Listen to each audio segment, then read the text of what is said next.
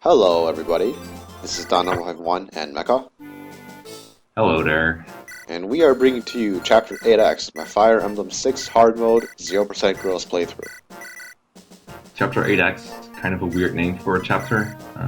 The X in particular is kind of strange. Don't pay too much attention to it. Just know that it's the chapter between Chapter 8 and Chapter 9, and it is a gated chapter. And we will explain the details later when the time arrives. Right, because we're going to be kind of busy explaining things in this map. So one thing to note, at the beginning, you might have noticed in the map preview that there's a kind of giant lava pit in the middle of the map that separates our starting position from the throne. And so in this map layout in general, there's kind of like a long and winding ground path to the throne. Obviously we're not going to take that because that's going to take a long time for us to traverse. Instead we're going to be making use of our soul flyer, Shanna, to boost a couple of units over the untraversable lava pit, and then kind of skip most of the chapter. Which is very nice because taking a very long time is not very cool and not fun to watch and not the goal of this playthrough. And we also have some units towards our left. For most people, for most mortals, this looks like a dead end, that there's no point in going, but the enemies there do rush towards us, so we need to take care of them. And once we've taken care of them, we can make use of the part of the left, where you can also cross the lava pit with Shanna later, so look forward to that.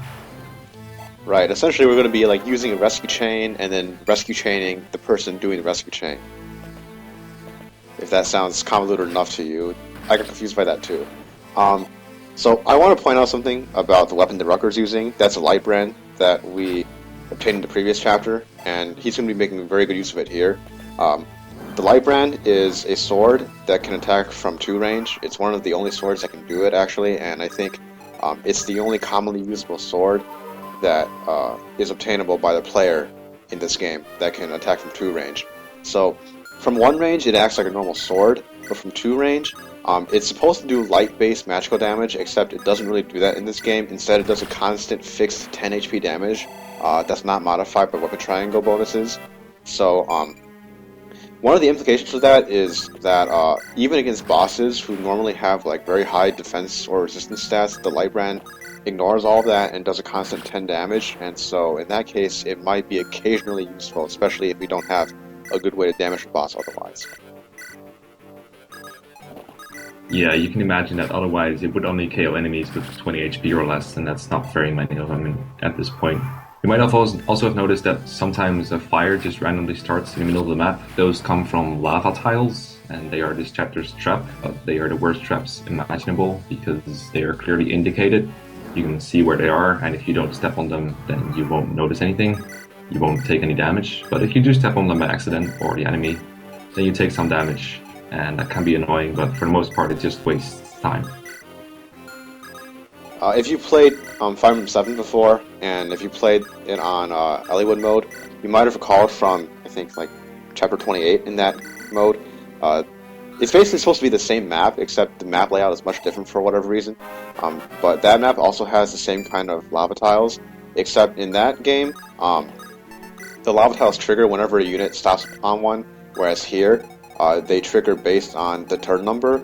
So even if you're standing on a lava tile, the lava tile just might not trigger, and so you're mostly going to be safe anyway. Like, I think right now Rutger's standing on a lava tile, and he's going to be totally safe because that lava tile is not going to activate at the beginning of the next turn.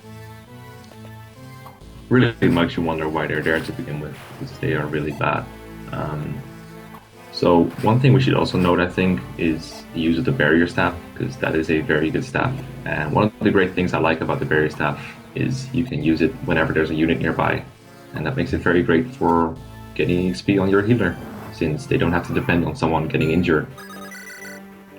Yeah, it's a bit of a shame that we only get 1 barrier staff in this entire playthrough, because again, in Fire Emblem 7 they're buyable in the secret shop, so we could just buy a ton of them and spam them for the experience. But here it's pretty limited. However, it does have 15 uses, and we're not going to be needing all 15 of them, so Saul's been spamming it a little uselessly on units like Trek for the extra experience, because the barrier staff gives 17 experience per use as opposed to like the heal staff's 11 and the mend staff's 12 experience per use.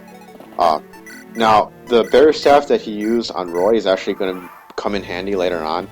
So what the Barrier Staff does is it boosts a unit's resistance by 7 points, and that resistance boost fades by 1 point every turn as long as the unit's visible on the map. And right now, Roy is in someone's saddlebags, so he still has his full +7 resistance boost, and you'll see why that becomes useful later on. Yeah, you might have noticed Roy just traveled across the whole map in a rescue chain, a very fabulous one that went all the way to the left and then across the lava pit. So if you missed it, go back and check it because it's awesome. And right now he's being carried by Rutger, which is also an awesome thing, and he's dropped right next to this mage, so that looks very dangerous. And also we've started engaging the horrible boss of this map. Oh, the boss. I hate this boss. He's the worst boss in this playthrough. He's just terrible. I mean, he's really bulky. He has 30 HP and 13 defense, which is modified by his throne bonus. He also has a huge 65 avoid, because he has 18 base speed. Even though he's weighed down by his weapons, the 65 avoid makes it really hard to hit him.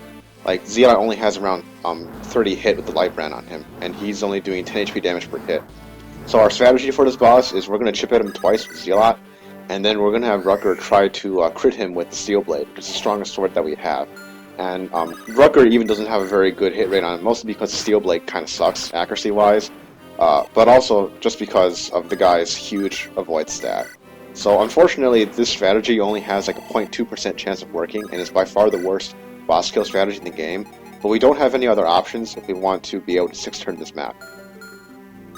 Yeah, it looks kind of poor, but we just kind of have to. This boss is a really big pain, and if you miss him too often, he'll just keep healing HP, and it will be terrible, but we manage. Right, I should point out that in a playthrough with growths, Rutger usually will have gained at least 1 point of speed, so he'll be able to double the boss, and that will make it a lot easier. And now we have a cutscene with Percival in it. It's my handsome Percival. Beautiful, smart, ravishing, high movement. Oh, look at the time. I've kept you for too long and now the video is over. So that's Chapter 8X completed in 6 turns. We will see you next time. See ya.